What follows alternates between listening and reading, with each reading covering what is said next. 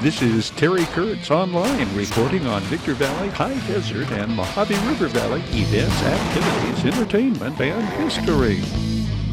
The San Bernardino County Sheriff's Department recently hosted its annual Exceptional Service Awards and proudly recognized 56 recipients. These recipients included deputies, sheriffs, volunteers, community members, doctors, and 7 U.S. Marines from 29 Palms. 47 life-saving awards, 7 Medals of Valor, and 2 Frank Bland Medals of Valor were presented for extraordinary actions taken across 23 separate incidents in 2025.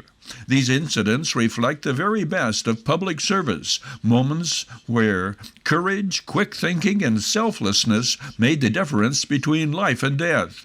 Among those honored were deputies who rendered critical aid to gunshot victims, revived children who had stopped breathing, and executed complex rescue operations to save injured hikers in remote and dangerous terrain. Their actions exemplify the department's unwavering commitment to protecting life under the most challenging circumstances. Deputy Andrew Nunez, who made the ultimate sacrifice during a violent incident and, in an act of extraordinary courage, deliberately distracted an armed suspect, allowing a victim the opportunity to escape to safety. Deputy Nunez was fatally wounded during the encounter. The Frank Bland Medal of Valor, the department's highest honor, was awarded posthumously in recognition of his profound bravery displayed in the face of imminent danger. In the words of Sheriff Shannon Dykes, this ceremony is a solemn reminder of the risks our deputies face and the courage they carry into every call. Each of these recipients represents the very heart of this profession and community, placing the safety of others above their own. We are especially mindful of the ultimate sacrifice made by our fallen deputy, whose bravery will never be forgotten. The state's Assembly Public Safety Committee has unanimously approved a measure to improve the efficiency of California's concealed carry licensing system, a measure co-sponsored by the San Bernardino County Sheriff's Department. The Assembly bill extends the duration of a concealed carry weapon license from 2 years to 3 years, beginning in January of 2027. The measure does not alter eligibility requirements, background checks, or training standards. In San Bernardino County, the total cost for a resident to renew a concealed carry weapon permit is roughly $350 to $450, including application fees that run from $250 to $283, fingerprinting. The county's rolling fee is more than $32 for specific licenses, and a mandatory 16-hour training course that costs from $100 to $200 or more. In San Bernardino County, the demand for concealed carry weapon permits continues to grow. The Sheriff's Department currently oversees thousands of active permit holders, issues nearly 1,000 new permits a year, and processes more than 4,000 renewals every year. Each renewal requires background checks, records verification, training confirmation, and supervisory review, even when no changes have occurred with the applicant. Operation Consequences and Smash and Grab updates right after this. TKOL is brought to you by We Got 'em Tees, your headquarters for custom screen printing and mastercraft embroidery design. Bid fast and last. World-class auctioneers. Valu Quality Truck Bodies. Family owned and operated locally since 1954. The Bradco Companies, our area's longest standing full-service commercial brokerage firm. Iwanzak Law Firm, trial lawyers for serious problems. Down Home Grill, 760-241-4663 for delivery, drive-through, pickup, or to order ahead for dine-in. And by the Holiday Inn in Victorville, conference and convention center for the High Desert, and favored destination for travelers and visitors to the Victor Valley. Our crime report includes updates on consequences and smash and grab, and 2 incidents in mountain communities, a train robber arrested in Wrightwood, and 3 drug dealers arrested in Phelan. First, consequences. The latest operation focused on locations in Apple Valley and Victorville, as well as surrounding communities. 19 search warrants were served on gang members and persons prohibited from possessing firearms. Investigators made 43 felony arrests and 12 misdemeanor arrests. Over a pound of narcotics was seized, including suspected methamphetamine. Investigators seized 60 firearms during the operation, which included 9 ghost guns. Since the first of this year, over 260 arrests have been made, and 161 firearms have been taken off the streets. The most recent series of smash-and-grab operations found crime busters from the San Bernardino County Sheriff's Department, Gangs and Narcotics Division, Rancho Cucamonga Station, San Bernardino County Probation Department, Homeland Security Investigations, California Highway Patrol, and the San Bernardino Police Department conduct retail theft operations in the area of the Rancho Cucamonga shopping corridors. During the operation, investigators made 3 felony arrests, 2 misdemeanor arrests, and recovered $1,864 in property. That brings the total of brazen shoplifters arrested this year to 35, and well over $3 million worth of property has been recovered.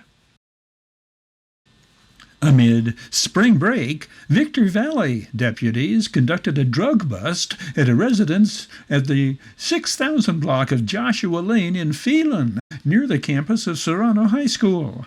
Deputies responded to an early morning call that someone was injured and there were bad people at the residence. Deputies arrived and contacted a 28-year-old male who was injured. The individual, a resident of Phelan, was found to be under the influence of a controlled substance and in possession of approximately 1 ounce of suspected cocaine. He was arrested on possession of a controlled substance, under the influence of a controlled substance while armed, and possession of a silencer.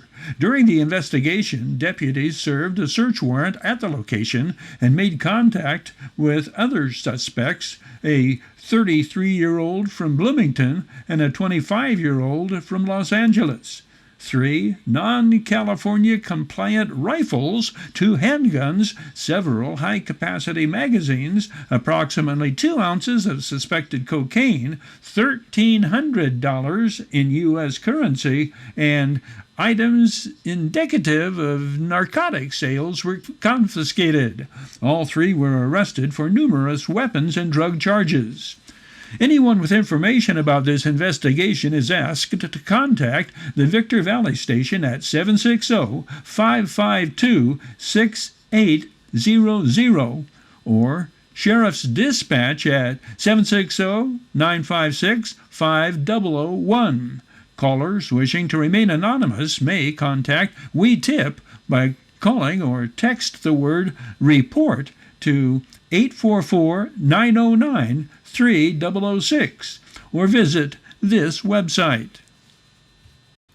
A couple of weeks earlier, Victor Valley deputies caught a train robber and seized firearms and suspected narcotics following an incident in the vicinity of Summit Valley Road and Highway 138 in Wrightwood. The train burglary investigation led to recovery of $280,000 in stolen goods. Deputies responded to a report of several individuals seen breaking into containers on the train. A Chevrolet Tahoe was was exiting on a dirt road. When the vehicle came to a stop, the individuals fled on foot. Several boxes inside the vehicle contained stolen property taken from a train. Authorities then tracked down the suspect. Shoe impressions located in the vehicle matched the shoes worn by the thief, who later returned to the scene. The suspect provided false information regarding his identity and was arrested and booked at the High Desert Detention Center for possession of stolen property and giving false identification to a police officer. Anyone with information about this investigation is asked to contact the Victor Valley Station at 760-552-6800 or Sheriff's Dispatch at 760-956-5001. As with the previous report, callers wishing to remain anonymous may contact We Tip by calling 1-800-473-7847 or text the word REPORT to 844-909-3006 or visit the website shown on the screen. Train robberies not all that uncommon in our parts of the Wild West. Take this flashback to 2025. A frequent recurrence of train robberies is not a topic from our flashback files, but rather a breaking story. A band of robbers targeted a train in the remote desert of Arizona recently, sneaking on board, slashing an air hose, and forcing the locomotive to come to a dead halt. The heist? Nearly 2,000 pair of Nike shoes, worth over $4,000. Over the past year, at least 10 such train heists in California and Arizona have resulted in the larceny of some $3 million worth of merchandise. More than 60 people have been charged in federal court in connection with those 10 heists, as well as other thefts in 2023 and 2024. Among those 60 arrested, a 28-year-old resident of Apple Valley, Oscar Sosa. He stands accused of stealing about $18,000 worth of merchandise in a robbery in the remote area known as the Wonder Valley, some 10 miles east of 29 Palms. Only 2 days after the Arizona heist and 5 days after the January 10th robbery in San Bernardino County, robbers allegedly targeted a train in the same area of the Morongo Basin. The M.O. robbers scout Burlington Northern Santa Fe boxcars to identify those containers that could have valuable cargo. They board trains in staging areas before they begin rolling. Then, while the train is moving, they move from container to container, opening them with saws and bolt cutters. When they find something worth stealing, they force the train to stop by cutting the braking system air hose, causing it to go into an emergency stop.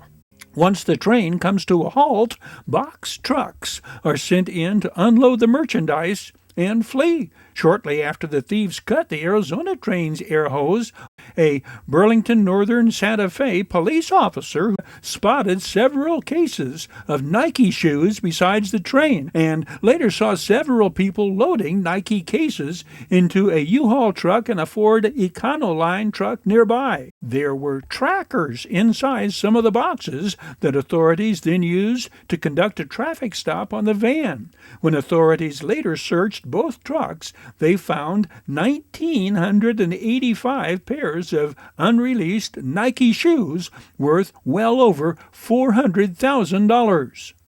2 teenagers, whose names have not been released, were arrested in connection with that robbery. Over the past year, police have raided 11 homes and 16 storage units connected to the operation's ringleader, Avalos Mejia, who was operating out of Phoenix and Los Angeles. In all, 60 suspects have been arrested and $3 million in merchandise has been recovered. Merchandise believed to have been stolen from Burlington Northern Santa Fe trains. Our reports on train robberies in this area are not new. We flash back to this story from July of 2024. A multi-agency law enforcement task force targeting train robberies across Southern California has resulted in over 50 arrests and a recovery of $8 million worth of stolen cargo, including 20 stolen vehicles. 51 suspects were arrested. Authorities recovered 20 stolen vehicles, seized 20 firearms, 48 gallons of liquid methamphetamine, and 425 pounds of crystal methamphetamine, and $325,000 in U.S. currency and over $8 million in stolen cargo was recovered. We flash back to one of our favorite episodes of Tales of the Frontier. This part of Rescue, the reason that I feel that it should be viewed is because it's got a very angelic part to it. Without giving too much, Red Foster is a character, to be politically correct, back in the day, the colors were looked on, they weren't liked. And in this case, he happens to be one that was not liked. And there's just something about him, his gentleness with animals, some angelic type being about him. And the end of this takes a twist, and I don't think anybody will see it coming. I really don't. And this is one of the reasons why this one here should be watched. The first thing I noticed about Two Gun Productions was just the care and the fun and the general atmosphere of the set and all the people is just magical. It's just really, it's such a positive experience. Sideways. Action. Red! Red! Let him go! He's my friend! He saved my life! Let him go! Stop! Good. Good.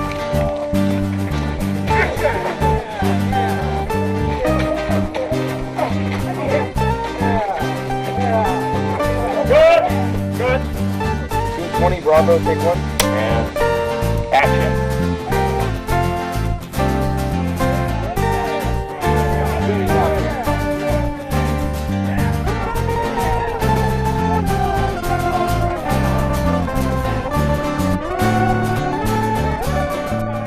The lynching scene was tough. It was, well, I was worried whether I was going to be able to do it, number one. It was tough because it was commonplace back then, of course, and I had my kids around. We've read about it, you know, we learned about it in history. Most people are visual, so when you see it, even though it's fake and it's staged, it still kind of messes with your head. So in order for me to do the scene correctly the way I wanted to portray it, I had my kids not be anywhere near the set at that day. I think I like playing off of another character, so I liked having this sort of chemistry between the two personalities, because having another actor is really, you know, they say acting is reacting. Lucy, amazing, amazing. She's very talented. The extras really keep us going. You know what I mean? I mean, they look out for me. A lot of these very dangerous scenes, they look out for me. We look out for one another. You know what I mean? And without them, honestly, this wouldn't happen. Well, the best thing about Tales of the Frontier, the behind-the-scenes footage that you shoot at Terry, you see, there's things that go on with the cast as they're being interviewed, and I get my revenge with these guys. There's certain things that I can do. Oh, look, everybody has left. Nobody's gonna mess with me, okay? I'm trying to lead into you guys messing with me. Never. You know, he's the greatest director. He just lets you do whatever you want without ever interrupting. We all follow the leader, the fearless leader, Tino, who is still gonna get, he's gonna get beat by the end of this. But yes, the other cast members, yes, all of us. I have a plan.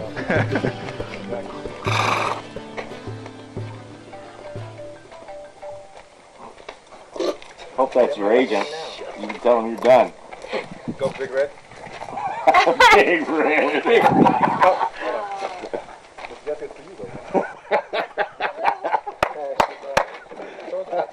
Got.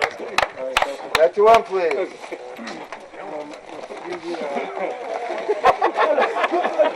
I love the way he's going.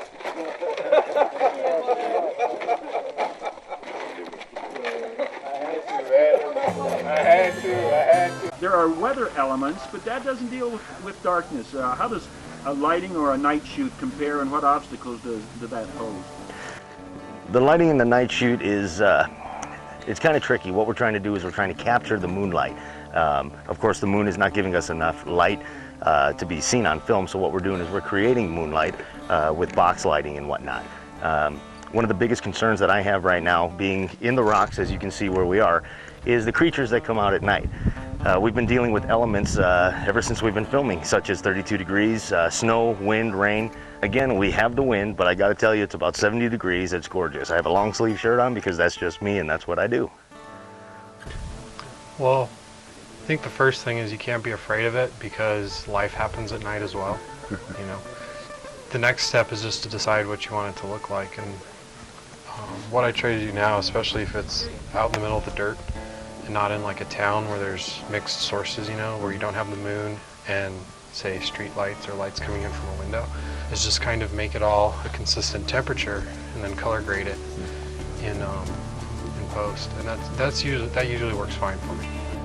Challenges of night shoots here, we're dealing with the elements. Safety is a must between my cast, first and foremost, and my crew. Another piece of the elements we're dealing with here are power surges. We can't use the moonlight. We do have a full moon tonight, but the moon doesn't create enough lighting for us. So we have all our lighting set up, and what we're trying to do is create the moon glows and the moon shadows. It is a windy evening. We are in a little canyon, a little cove, as you can see. The wind is coming through here, but all in all, it's going to be a good shoot. Safety is a must with us out here. Does it require a lot more post-production than your brilliant daylight shoot, or not necessarily? No, just playing with some color a little bit. Okay. You know, and then if we're shooting like, you know, moonlight in a town, we want, like, you know, the moon to be bluish and, you know, the town lights to be a little warmer. We can compensate for that differently. But for this setting, this is fine. We just made it all tungsten balanced, and we'll color it later. Okay. Gives us enough light, and so it'll be good. Okay, very good. Thank you for these comments. You're welcome. Everything we do with Two Gun Productions is safety first and foremost for my cast, and then for my crew. Getting up here it's a rough, rocky terrain, so what we do is we have markers going all the way down the trail. We are probably, if I were to guess, I'd say we're probably 400 yards from our vehicles. We have markers going all the way down, glow sticks, lights, pointing out the trail so we know where the rocks are, where the rocks are not, and just to stay on that trail. 1 second. Good Lord, it would not leave me alone, Terry.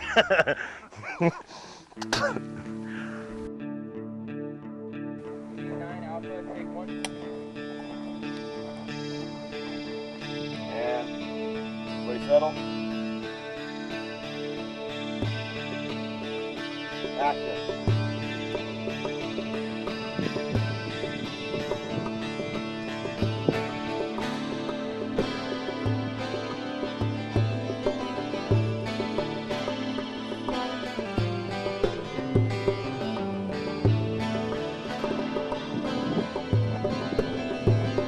Really push your voices, okay?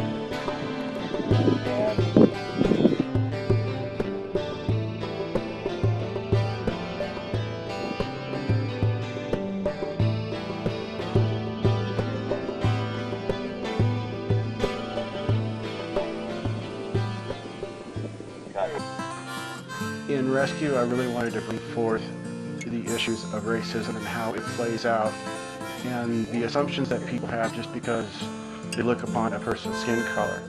The quote I came up with not too long ago is probably the theme of this episode, which goes, we as human species will never be free from the prejudice of racism until it becomes so illogical that finally, at last, it is incomprehensible.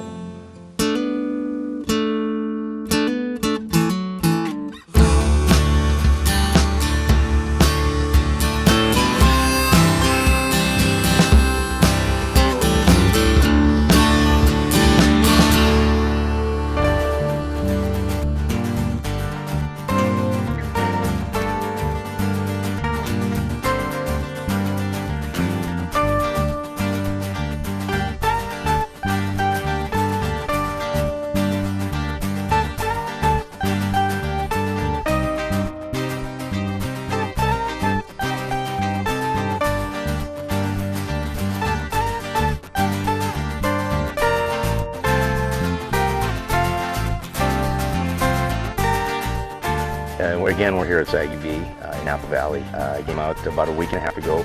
I asked the guys if they wouldn't mind if we came back out and filmed out here. He said, "What do you need? What do you need us to do?" I showed him an interior that I needed, and the guys went to town and built. The set has changed. We got in about 2 days earlier and did some set dressing. My AD and I came as we came in, did some set dressing, and actually changed this town up quite a bit. So, are we at Saggy B? Yes. Does it look like it? I don't think so. The Mojave Water Agency reports it imported a record amount of water in 2024 thanks to the frequent atmospheric rivers, rainstorms, and snowstorms of 2023. All water supplied to our high desert businesses, homes, and farms is pumped from local groundwater aquifers. This groundwater is replenished or recharged by two main sources: natural runoff from the local mountains and water imported from the State Water Project, a water storage and delivery system of reservoirs, aqueducts, pumping plants, and power plants owned and operated by the state of California and managed by the California Department of Water Resources. As one of 29 state water contractors, the Mojave Water Agency is eligible to deliver up to 89,800 acre-feet of water per year from the aqueduct. Due to the atmospheric rivers in 2023, the Department of Water Resources allocated 100% of state water contractors' Table A water for delivery. A 100% Table A allocation is a rare opportunity. The last time the Mojave Water Agency was allocated 100% of its Table A water was in 2006. As a result, the Mojave Water Agency was able to move a record amount of water delivered to neighboring state water contractors. Water has been seen in the Mojave riverbed for more than a year now, often flowing past Rock Springs Road and under the bridge at Bear Valley Road. Current river flows are coming from the natural runoff from the local mountains. The Mojave River is the largest drainage system in the Mojave Desert. It has been nicknamed the Upside Down and Backwards River. Upside down because the water flows primarily underground. Backwards because the water flows north, away from the ocean, instead of south toward the ocean, as most rivers do. The past year's abundant rainfall does not signal an end to the decade-long drought in California. Groundwater basins in our area are far from full. Our desert water cycle averages roughly 10 years of dry for every 1 to 2 years of precipitation. Conservation is key to our region's long-term sustainability. We are reminded this year's abundance of water should not be wasted or taken for granted. TKOL is brought to you by We Got 'em Tees, your headquarters for custom screen printing and mastercraft embroidery design. Bid fast and last, world-class auctioneers. Valu Quality Truck Bodies, family owned and operated locally since 1954. The Bradco Companies, our area's longest-standing full-service commercial brokerage firm. Iwanzak Law Firm, trial lawyers for serious problems. Down Home Grill, 760-241-4663 for delivery, drive-through, pickup, or to order ahead for dine-in. And by the Holiday Inn in Victorville, conference and convention center for the high desert, and favored destination for travelers and visitors to the Victor Valley. Terry Kurtz here, throwing out an invitation for you to catch up with High Desert Sports Activity, your High Desert Sports Report, showing 3 times every day on Victor Valley TV, 7 and 11 every morning, 4 every afternoon. We hope you'll join us right here on Victor Valley TV. That's a wrap on this edition of Terry Kurtz Online. On behalf of Victor Valley Television Productions, thank you for watching. We hope to see you again next time around.